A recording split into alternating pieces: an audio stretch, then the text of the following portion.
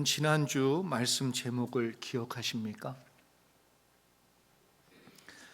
하나님의 뜻이라면 억울해도 참고 기다려라.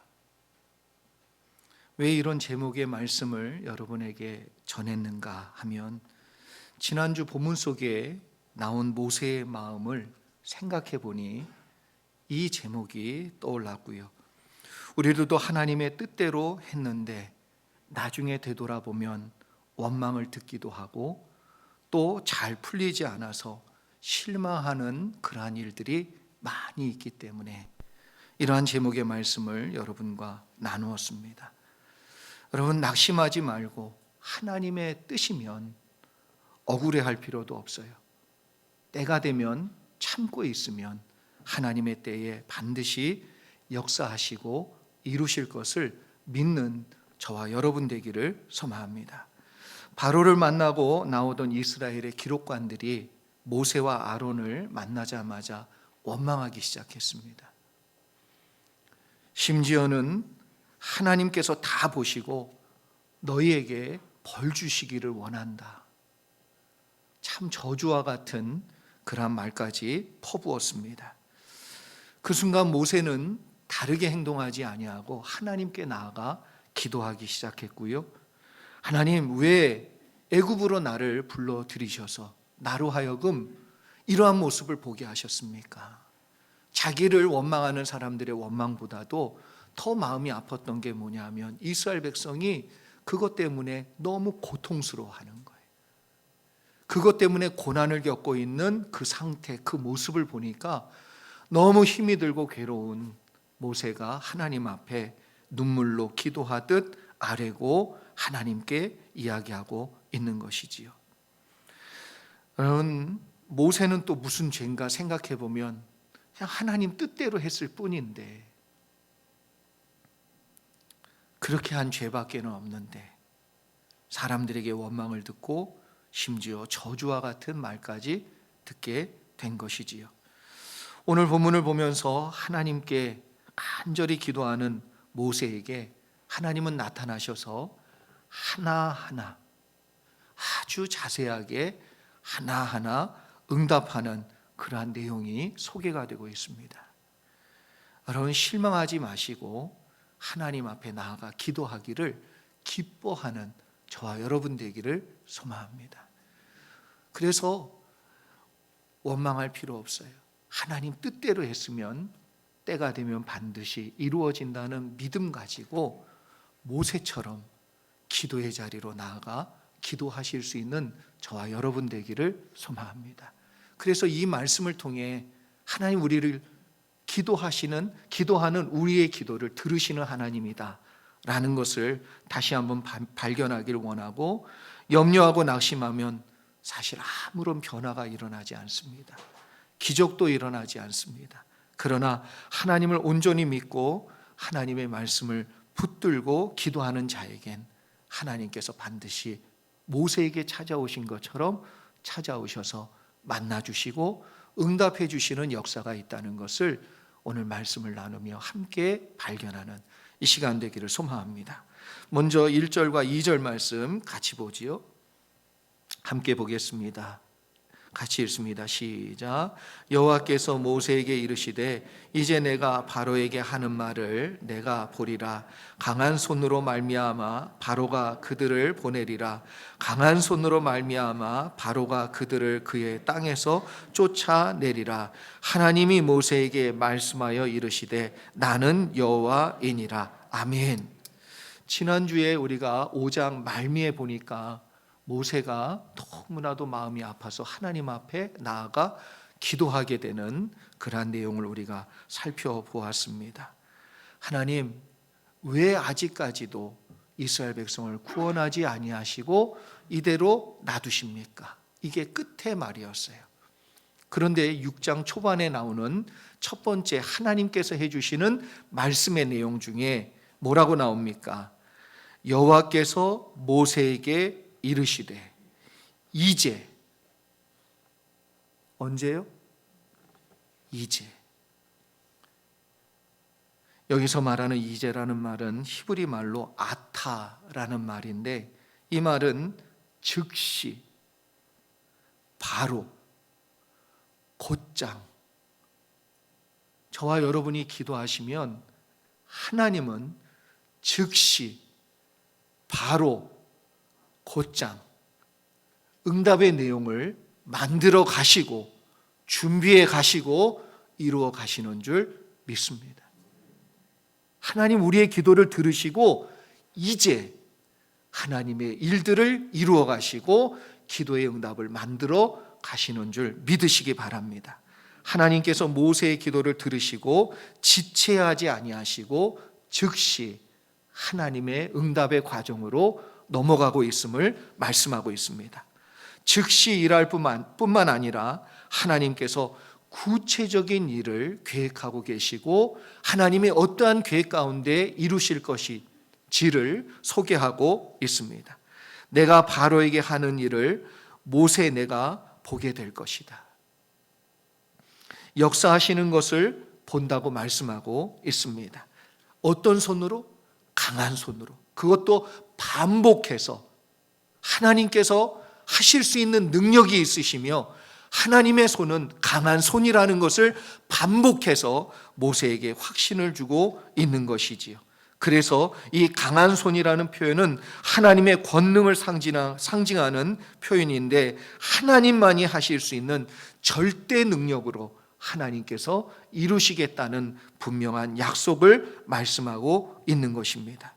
여러분, 하나님은 못하시는 일이 없는 줄 믿습니다. 하나님은 사람이 아니에요. 하나님은 모든 것을 이루실 수 있는 전능자이십니다. 하나님이 없는 것 중에 세상을 다 창조하신 창조의 능력을 가지신 하나님이에요. 그 하나님께서 못하실 일이 없는 것이지요.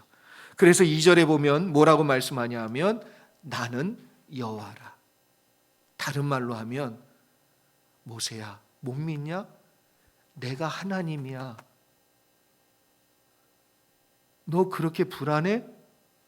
내가 네 하나님이야. 내가 못한 일이 없는 모든 걸 다 이룰 수 있는 내가 여호와이다. 흔들리고 있던 모세의 마음과 생각 가운데 이 분명한 말씀을 말씀해 주시며 그의 생각을 고쳐주시고 그의 의심을 믿음으로 바꿔주고 있지요. 우리가 어떤 일을 만나든지 제일 먼저 우리의 생각 가운데 되새겨야 되고 되찾아야 될 첫 번째는 뭐냐 하면 하나님은 여호와이시다. 하나님은 전능자이시다. 하나님은 내 기도를 들으시고 나에게 주실 수 있는 능력이 있으시다는 이 믿음을 되찾고 회복하는 저와 여러분 되기를 소망합니다. 하나님은 하실 수 있습니다. 믿으십니까? 하나님은 못하시는 일이 없는 줄 믿으십니까? 하나님은 전능하신 분이시고 하나님은 아무것도 없는 중에 세상의 모든 것을 말씀 하나로 창조하실 능력이 있으신 하나님이세요. 이 하나님이 우리의 하나님 되심을 잊지 말기를 바라고 소망합니다. 3절로 5절까지의 말씀 계속해서 보지요. 같이 읽습니다. 시작. 내가 아브라함과 이삭과 야곱에게 전능의 하나님으로 나타났으나 나의 이름을 여호와로는 그들에게 알리지 아니하였고 가나안 땅 곧 그들이 거류하는 땅을 그들에게 주기로 그들과 언약하였더니 이제 애굽 사람이 종으로 삼은 이스라엘 자손의 신음소리를 내가 듣고 나의 언약을 기억하노라. 아멘. 하나님께서 지금 불신 가운데 낙심 가운데 있는 모세에게 직접 나는 여호와다.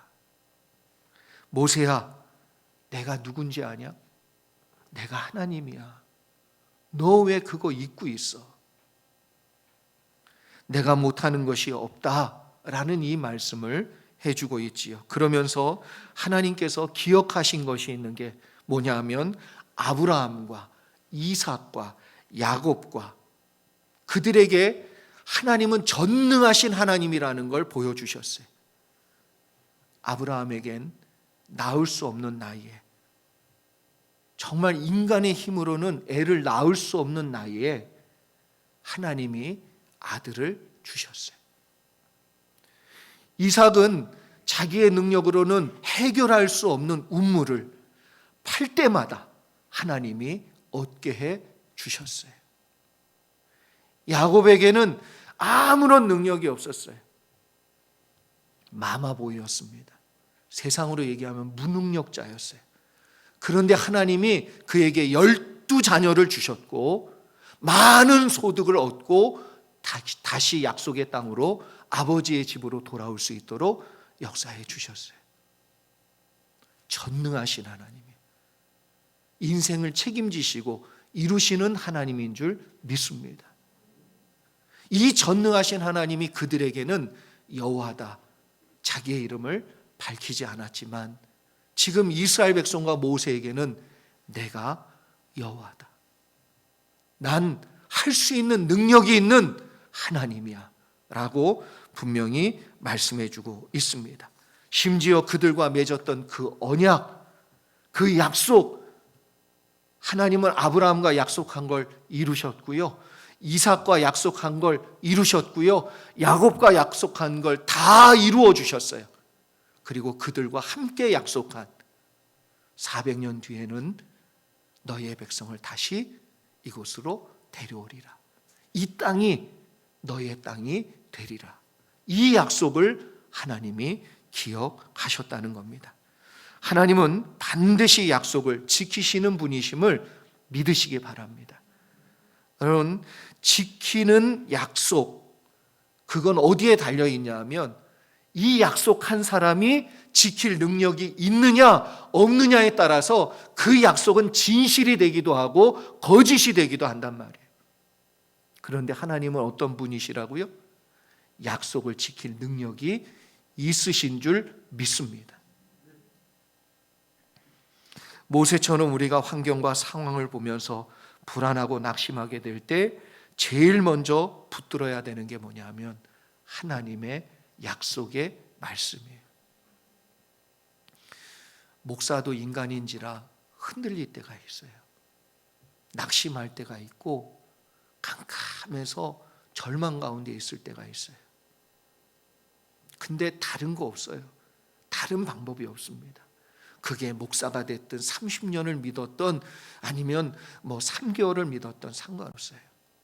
오늘 말씀을 붙드는 사람은 회복이 될 줄 믿습니다.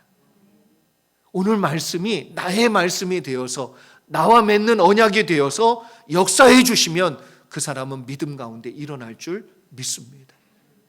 많이 믿었다가 아니에요. 어떤 직분을 가지고 있었다가 아니에요.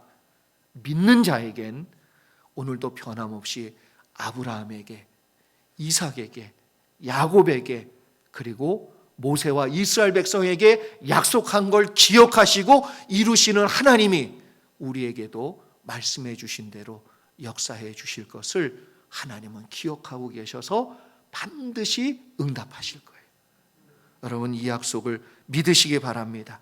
우리가 하나님을 온전히 믿고 하나님의 역사하심을 구하며 기도하면 하나님은 이스라엘 백성과 모세를 구원하신 것처럼 오늘 우리를 절망 가운데서, 두려움 가운데서, 어두움 가운데서, 묶인 것 가운데서 우리를 풀어내시고 구원하시는 이 시간 될 줄 믿으시기 바랍니다. 계속해서 6절과 7절 말씀 같이 한번 보지요. 6절과 7절 같이 읽습니다. 시작. 그러므로 이스라엘 자손에게 말하기를 나는 여호와라.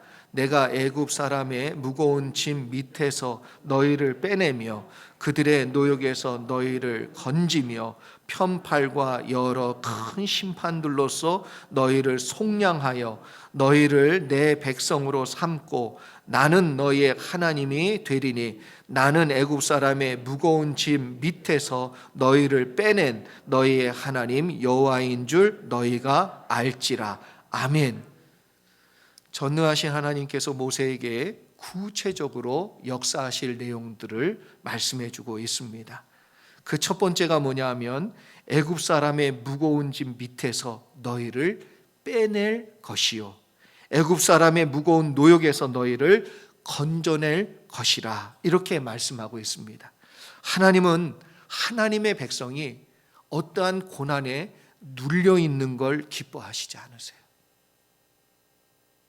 만약에 여러분이 자녀가 어떠한 어려움에 마음이 무거워가지고 고민하고 있는데, 그래 네 고민이니까 네가 알아서 해, 그럴 부모가 누가 있어요? 밥도 못 먹고 있는데 안타까워하고 있고 괴로워하고 있는데 그래 네가 알아서 해, 그러고 아무런 관심을 안 보이는 부모가 누가 있겠냔 말이에요. 하나님은 하나님의 백성이 무거운 짐을 지고 있으면 보시고 계시는 줄 믿습니다. 그리고 그걸 어떻게든 해결해 주고자 하나님 마음이 그러시단 말이에요.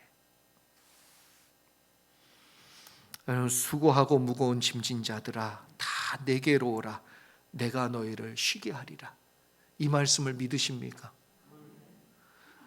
이게 성경 속의 글자일 때는 아무 능력이 없어요. 그건 로고스라고 그래요. 그런데 이 성경 속에 적혀 있는 이 글자가 내 마음속에 박혀서 나의 믿음이 되고 하나님을 믿는 내용과 약속이 되는 순간 이 말씀은 레마가 됩니다. 글자로 적혀진 말씀이 아니라 나와 약속하신 나의 말씀이 되는 거예요. 그러면 하나님은 이 말씀대로 역사하시고 이루시고 만들어 가실 줄 믿습니다. 그래서 이스라엘 백성도 하나님과 언약을 맺을 때 신명기 말씀을 모세가 다시 읽잖아요. 누구와 약속한 말씀이라고요?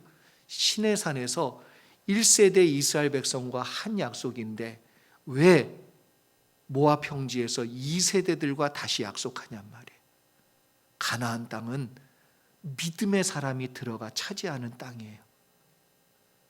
그래서 하나님이 모압 평지에서 다시 신명기 말씀을 모세로 읽게 하시고, 그 말씀을 들을 때 이스라엘 백성이 27장 28장에 나오면 어떻게 화답합니까?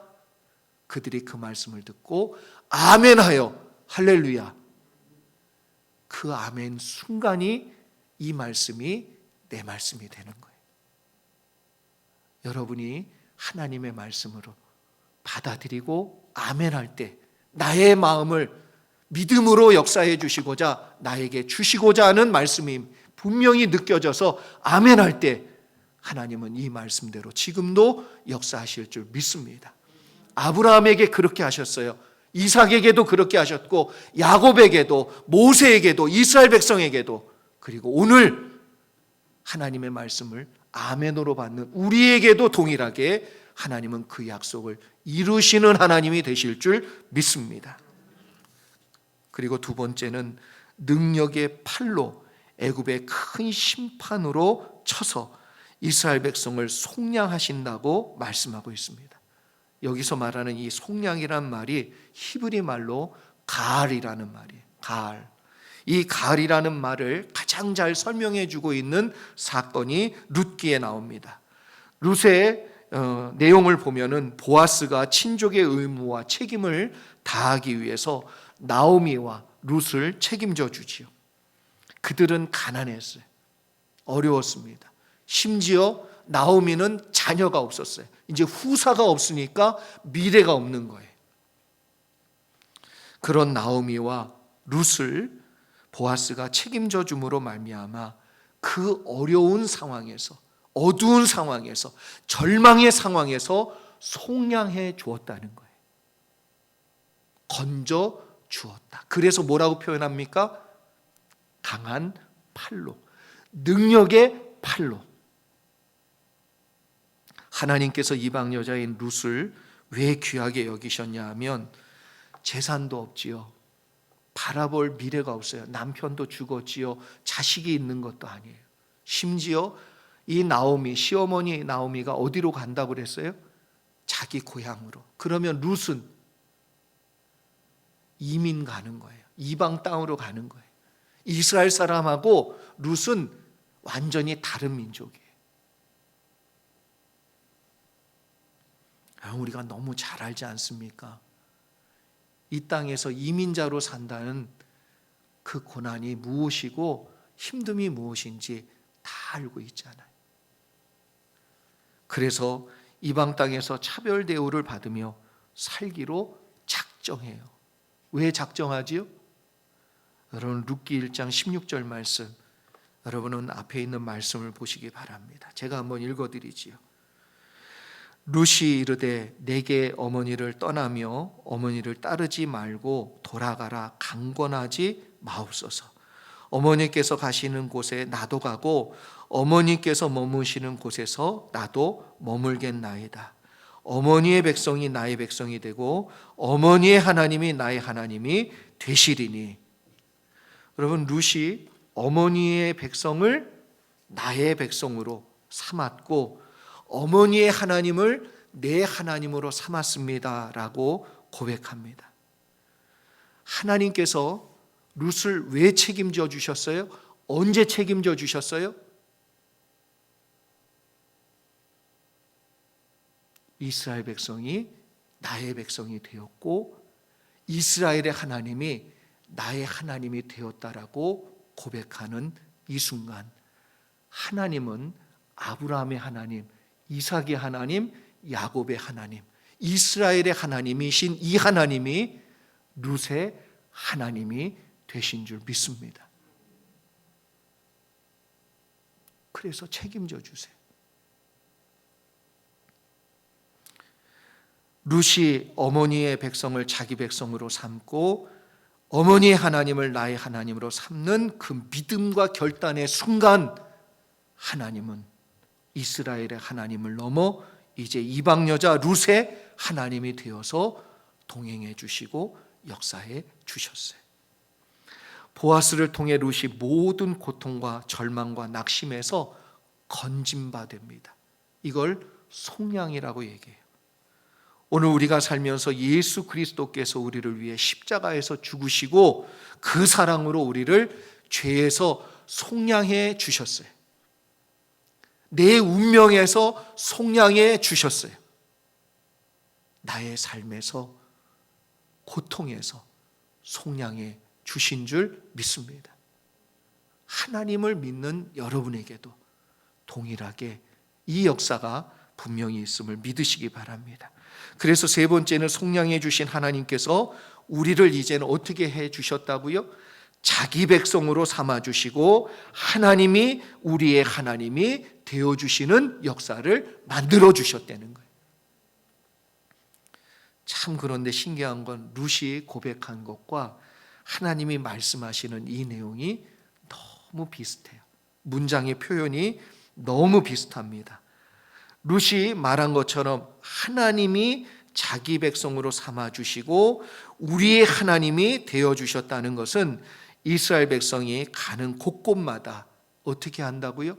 하나님이 늘 함께 어디로 가든지, 시어머니가 어디로 가든지 내가 함께 갈 거고 어디를 가든지 내가 거기에 꼭 있겠다. 하나님이 우리를 가족으로 삼아주셨어요. 우리가 하나님 가족 되었어요. 우리가 어디로 가든지 함께 해 주실 것이고 어디에 있든지 하나님은 그 자리에 좌정하셔서 우리를 도와주실 줄 믿습니다. 하나님과 가족이 된 이스라엘 백성이요 40년 광야 생활 속에서 이걸 철저하게 경험합니다. 만나로 매출하기로, 반석에서 물을 내어서 40년 광야 생활에 200만이 넘는 사람이 매일 굶지도 아니하고 목마르지도 아니하고 사막에서 광야에서 40년을 살았어요. 그렇다면 이 미국 땅에서 우리의 삶을 하나님이 함께 해주셔서 책임져 주신다면 저와 여러분 승리할 줄 믿습니다. 믿음으로 승리하시기를 소망합니다. 그래서 하나님은 이스라엘 백성에게 하나님이 어떠한 분이신지를 분명히 보여주셨지요. 나는 여호와이다. 내가 네 하나님이고 내가 여호와다. 마지막으로 8절과 9절 말씀 함께 보겠습니다. 8절과 9절 말씀 같이 한번 읽지요. 시작.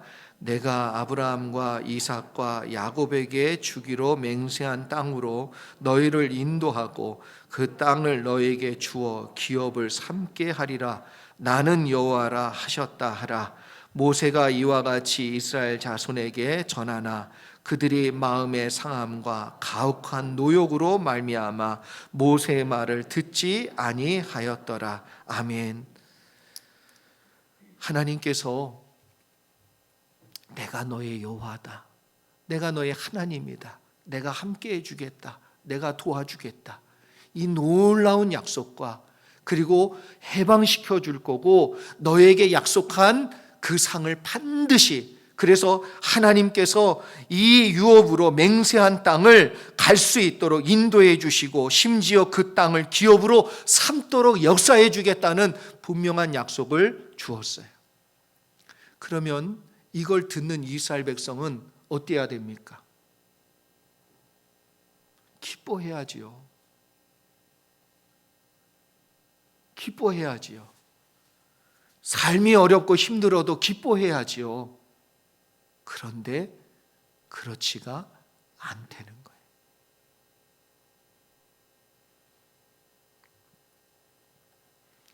인간의 노력으로 도저히 누릴 수 없는 하나님의 은혜, 노예가 되어서 노역하고 있고 고생하고 있는 그들을 속량하여 건져내시고 인도해서 그 가나안 땅을 차지할 수 있도록, 기업으로 누릴 수 있도록 선물로 주시고자 하나님께서 이 모든 걸 다 얘기했는데도 불구하고 이스라엘 백성은 기뻐하지 않았다는 거예요.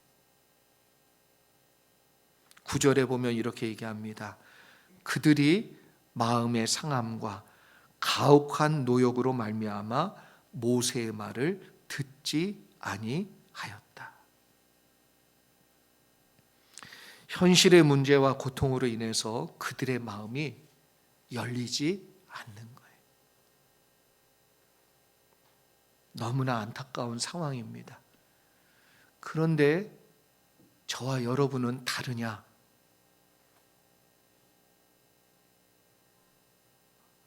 하나님 책임져 주실 건 믿지요? 근데 기도가 안 나와. 하나님 살아계신 거 믿으시지요? 그런데 걱정해요. 예배 자리에 나왔는데도 여전히 염려해요. 마음이 안 열려요. 하나님의 이 놀라운 약속은 너무 먼 것처럼 느껴지고 내 현실의 고통은 너무 가까이 와 있어요. 크게 나를 눌러요. 크게 우리를 누르고 그것 때문에 하나님이 하실 걸 막연하게 믿지만 내 마음은 활짝 안 열리는 거예요. 그래서 기쁘지가 않아요. 예배를 드리면서 여전히 찝찝해요. 여전히 마음에 뭐가 남아있어요. 여전히 근심하고 걱정하고 염려하며 묶여 있단 말이에요. 여러분, 이스라엘 백성에게 이 놀라운 말씀을 줬는데도 이스라엘 백성은요, 그 고통이 너무 심해서 하나님의 말씀이 귀에 들리지 않았다. 오늘 들리시는 분들은 그래도 나은 편인데 안 들리시는 분들은 이게 중요합니다. 왜 그래요? 현실의 문제가 너무 누르니까. 다 귀찮아지고요, 무뎌지고요, 하나님 말씀을 들어도 반응이 없어지고 말씀은 듣지만 나와 상관없는 것처럼 들리고 지금 나에게 그것이 무슨 의미인가? 구원은 둘째치고 지금 내 앞에 있는 이 고통, 이 문제가 해결되지 않는데 무슨 의미가 있냐? 마태복음 13장 20절로 22절까지의 말씀에 보면 예수님께서 밭의 비유를 말씀하십니다. 그 중에 두 번째, 세 번째 비유로 돌밭과 가시 떨기 밭을 이야기해요. 여러분, 제가 한번 읽어드립니다. 여러분 앞에 있는 말씀을 보세요. 돌밭에 뿌려졌다는 것은 말씀을 듣고 즉시 기쁨으로 받되, 여기서 말씀 들을 땐 기뻐요. 뭔가 될 것 같아. 하나님이 해주실 것 같아. 그런데 21절에 보면 그 속에 뿌리가 없어. 잠시 견디다가 말씀으로 말미암아. 무엇으로 말미암아? 그래, 내가 하나님 말씀대로 한번 믿어보리라. 그런데 삶의 현장으로 나아가 고통스러운 내용이 또 여전히 펼쳐져 있는 그 현장에 나아가 보니 도리어 믿은 내가 더 고통스러운 거예요. 차라리 안 믿었으면 나한테 믿겠다고 말은 했지요. 안 믿으면 또 불신이고 죄지요. 현실은 안 그렇지요. 그러니 더 괴로워.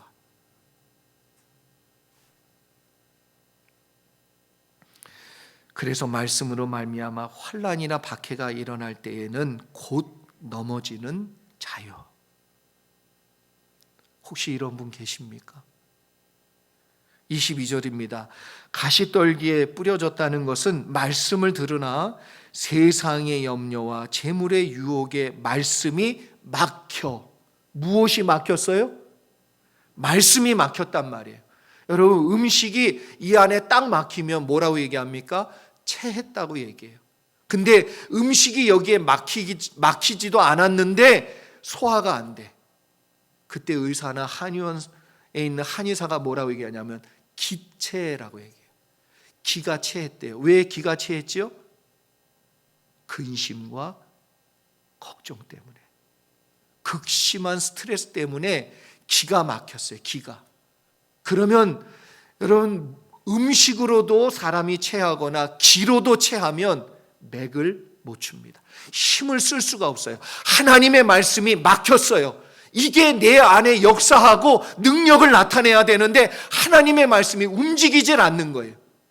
그러면 그 사람 믿음이 능력이 없게 되는 거예요. 하나님 말씀이 운행해야 되는데, 움직여야 되는데, 내 안에 역사해야 되는데 막힌 거예요. 왜 막혔습니까? 이유가 뭐냐면 세상의 염려 때문에. 또 하나는 뭐라고요? 세상의 재물과 유혹 때문에. 세상이 너무 좋은 거예요. 내 마음을 빼앗아 가는 게 너무 많아. 하나님 말씀이 역사하려고 하면 세상 것이 눈에 들어오는 거예요. 하나님 말씀이 역사하려고 그러는데 나도 모르게 염려와 걱정부터 붙드는 거예요. 그러면 말씀이 막힙니다.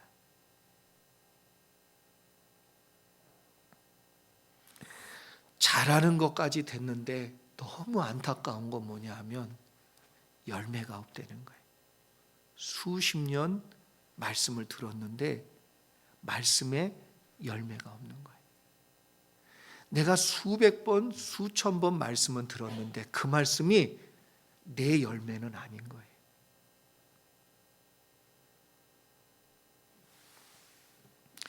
현대를 살아가는 우리의 문제가 그 당시 이스라엘 백성의 문제와 크게 다르지 않습니다. 출애굽이라는 큰 내용을 하나님 약속으로 주셨고 비전으로 주셨고 은혜로 주셨는데도 모든 백성이 찬성했지요. 그런데 그 과정 중에 일어나는 고난과 어려움 때문에 그들은 여기서 고민하는 거예요. 딜레마입니다. 이게 우리의 마음을 무겁게 하는 문제지요. 현실을 볼 때는 출애굽에 대한 소망과 하나님의 말씀은 너무 좋은데 그 과정은 고통이 있다는 겁니다. 우리들도 하나님의 뜻 좋지요. 다 좋단 말이에요.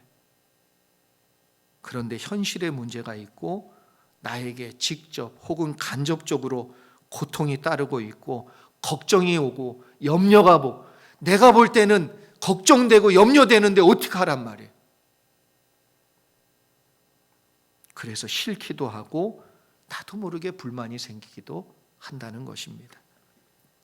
믿고 싶지 않아서 안 믿는 것이 아니고 힘들고 어려운 과정이 있으니까 이게 정말 옳은 일인가?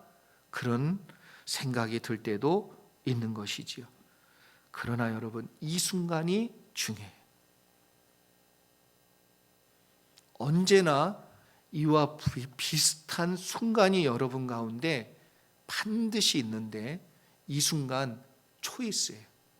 내가 믿을 것인지 아니면 안 믿을 것인지, 내가 옥토가 될 것인지 아니면 돌밭과 가시떨기밭으로 남을 건지, 이 순간 선택하는 겁니다. 그래서 이 순간 믿음을 잃지 않기를 주의 이름으로 축원합니다. 마태복음 13장은 비유장이에요. 그래서 이렇게 천국에 대한 내용을 밭의 비유로도 얘기하고 여러 비유의 말씀으로 말씀하셨어요. 그리고 나서 예수님 어디 가십니까? 고향에 가셨어요. 나사렛 고향에 방문했는데 고향 사람들이 주님의 말씀을 듣지 않았어요. 그때 예수님께서 마지막 절인 58절에 너무나도 중요한 말씀을 전하고 계십니다. 제가 한번 읽어드리지요. 그들이 믿지 않음으로 말미암아 거기서 많은 능력을 행하지 아니하시니라.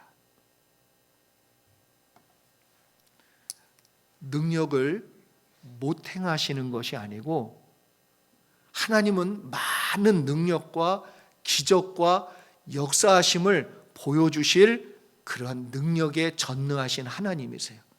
그런데 그곳에 하나님의 능력을 많이 보여주시지 않은 이유는 딱 하나라고 그랬어요. 그들이 믿지 아니함으로. 다른 이유가 아니에요. 믿지 아니함으로 그 놀라운 기적을 보여주지 않았다는 거예요. 반대로 얘기하면 약속의 말씀을 믿는 자에겐 하나님이 반드시 그 놀라운 능력과 은혜와 기적과 표적을 보여주실 줄 믿습니다. 이 말씀 여러분이 아멘으로 받았어요.